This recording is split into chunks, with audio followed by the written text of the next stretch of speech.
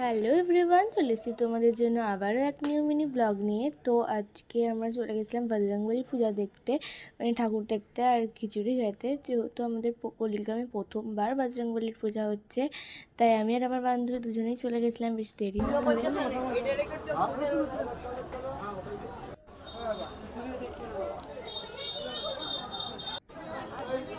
জিনিসটা বড় হয়।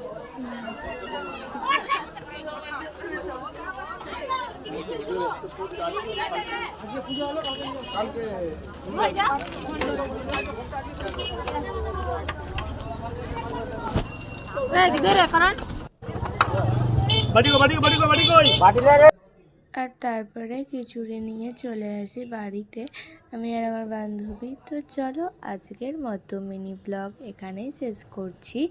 অপেক্ষা করো নেক্সট ব্লগের জন্য। বাই।